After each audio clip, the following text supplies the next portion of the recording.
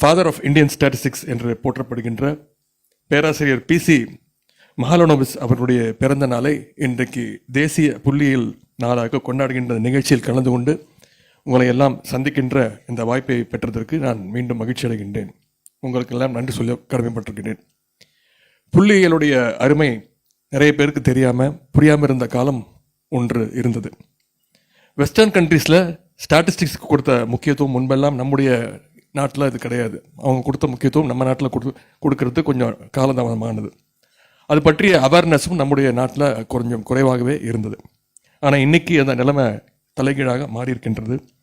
புள்ளியியலுடைய அவசியத்தை நாம் அனைவரும் இன்றைக்கு கொஞ்சம் லேட்டாக புரிஞ்சுக்கிட்டாலும் புரிஞ்சுக்கிட்டு இருக்கோம். புள்ளியல்னு சொன்னால் அது ஒரு நாட்டுக்கோ நிறுவனத்திற்கோ மட்டும்தான் தேவை அப்படின்ற சூழல் இன்றைக்கு கிடையாது. ஏன்னா புள்ளியியல் இன்றைக்கு ஒவ்வொரு வீட்டிற்கும் தேவை அப்படின்ற நிலைமை இன்றைக்கி மாறியிருக்கு. உங்கள் வீட்டுடைய மாத பட்ஜெட் மற்றும் வருடாந்திர பட்ஜெட்னு எல்லாவற்றையும் முறையாக பதிவு செய்து அனலைஸ் பண்ணி பார்க்கின்ற பழக்கம் இன்றைக்கு நம்முடைய தமிழ்நாட்டில் பல குடும்பங்களில் உருவாகியிருக்கு. இதெல்லாம் மிக மிக ரொம்ப ஆரோக்கியமான ஒரு முன்னேற்றம், மாற்றம். இப்போ நம்ம ஏஐ அப்படின்னு சொல்கிற ஆர்டிஃபிஷியல் இன்டெலிஜென்ஸ் காலத்தில் வாழ்ந்துட்டுருக்கிறோம். ஒரு நல்ல ஏஐ மாடலுக்கு ஆழமான டேட்டா இருக்கணும். ஆர்டிஃபிஷியல் இன்டெலிஜென்ஸுக்கு மட்டுமல்ல, ஒரு நல்ல அரசாங்கத்திற்கும் துல்லியமான டேட்டா தான் அடிப்படை. அந்த டேட்டாவை சேகரித்து தரக்கூடிய துறையாக, சிறப்பு வாய்ந்த துறையாக இன்றைக்கு இந்த புள்ளியியல் துறை சிறப்பாக திகழ்ந்து கொண்டிருக்கிறது.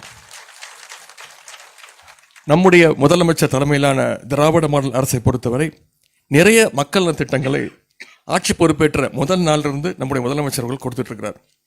இந்த திட்டங்கள் எல்லாம், முதலமைச்சர் அறிவிக்கின்ற திட்டங்கள் எல்லாம் மக்களுக்கு எந்த அளவுக்கு சென்று சேருகின்றது, பயன்பெறுகின்றது, மக்களுடைய வாழ்வில் அது எப்படிப்பட்ட மாற்றத்தை, சிறப்பான மாற்றத்தை உருவாக்கி கொண்டிருக்கிறது, இதையெல்லாம் தெரிந்து கொள்வதற்கு இந்த அரசுக்கு, முதலமைச்சருக்கு நீங்கள் தான் துணை நிற்கின்றீர்கள். அதற்கு இந்த நேரத்தினுடைய நன்றியையும் பாராட்டுக்களையும் நான் தெரிவித்துக் கொள்கிறேன். உதாரணத்திற்கு முதலமைச்சருடைய காலை உணவு திட்டம், அந்த திட்டத்தில் மாணவருடைய வருகை பதிவு, அட்டெண்டன்ஸ் எந்த அளவுக்கு இன்க்ரீஸ் ஆகிருக்கு என்பதை இந்த புள்ளியியல் துறை எடுத்த சர்வே மூலம்தான் நம்முடைய அரசுக்கு தெரிய வந்தது. அதே போல் கலைஞர் மகளிர் உரிமை திட்டத்தில் பெறப்பட்ட மேல் முறையீட்டு விண்ணப்பங்கள் உங்களால் ஆய்வு செய்யப்பட்டு உரிய பயனாளிகள் தேர்வு செய்யப்பட்டார்கள். அந்த திட்டத்துடைய வெற்றிக்கும் இந்த துறை மிக மிக முக்கியமான ஒரு காரணம்.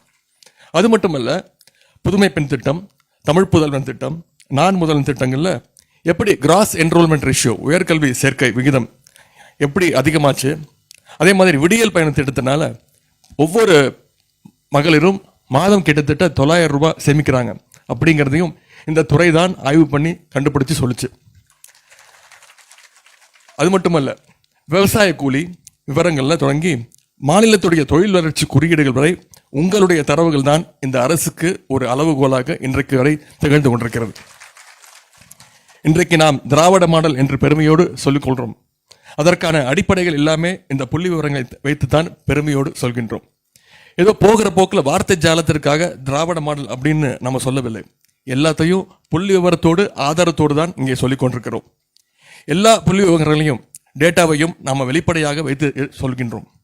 இன்னும் சொல்லப்போனால் பல சர்வேக்களை நாமே எடுத்து மக்கள்கிட்ட புள்ளி விவரங்களை கொடுக்கின்றோம். புள்ளி விவரங்களை சில அரசுகள் மறைக்கும். சில புள்ளி விவரங்களை பொதுவில் வெளியிட மாட்டாங்க. ஏன்னா அந்த புள்ளி விவரங்கள் அந்த அரசுக்கு சில சமயங்களில் சாதகமாக இருக்காது, அதனால் மறைப்பாங்க. அப்படி மறைக்கும் பொழுது உண்மையான சமூக நிலைமை ஆராய்ச்சியாளர்களுக்கும் திட்டம் தீட்டக்கூடியவர்களுக்கும் தெரியாமல் போய்விடும். ஆனால் நம்முடைய திராவிட மாடல் அரசை பொறுத்த வரைக்கும் எங்களுடைய திட்டங்கள் மீதும் அதன் செயல்பாடுகள் மீதும் எங்களுக்கு முழு நம்பிக்கை இருக்கின்றது. அதனால்தான் எல்லா தரவுகளையும், புள்ளி விவரங்களையும் நாங்கள் பொதுவெளியில் வைக்கின்றோம். திட்டங்களில் சில இடங்களில் சரிவு இருந்தால் கூட அதை சுட்டிக்காட்டும் பொழுது அதை ஏற்றுக்கொண்டு சரி செய்வதற்கு நாங்கள் என்றைக்கும் தயாராக இருக்கின்றோம். மக்கள் நல திட்டங்களை செயல்படுத்த வேண்டும் என்று நினைக்கும் எல்லா ஆட்சியாளர்களுக்கும் முதுகெலும்பு போல் இருக்கக்கூடியது இந்த புள்ளியியல் துறைதான். புள்ளி விவரங்கள் என்ன கருத்தை சொல்கின்றது, என்ன ட்ரெண்டை காட்டுகின்றது என்பதை நாம் சரியாக புரிந்து கொள்வதுதான் புள்ளியியல் துறையினுடைய வெற்றிக்கு அடிப்படையாக இருக்கும். இங்கே கூட சிறப்பு ஆய்வறிக்கை போட்டி நடத்தப்பட்டிருப்பதாக கூறினார்கள். ஒரு சர்வே எடுத்து அதை எவ்வாறு செயல்படுத்தலாம் என்ற விதத்தில் நடத்தப்பட்ட அந்த போட்டியில் 240 பேர் பங்கேற்று உள்ளீர்கள் என்பது உள்ளபடியே ஒரு மகிழ்ச்சியான செய்தி. அதில் பங்கேற்ற அத்தனை பேருக்கும் எங்களுடைய பாராட்டுக்களையும் வாழ்த்துக்களையும் நான் தெரிவித்துக் கொள்கின்றேன். இதில் மாவட்ட மற்றும் மாநில அளவில் வெற்றி பெற்றவர்களுக்கு என்னுடைய பாராட்டுகளையும் வாழ்த்துக்களையும் நான் தெரிவித்துக் கொள்கின்றேன்.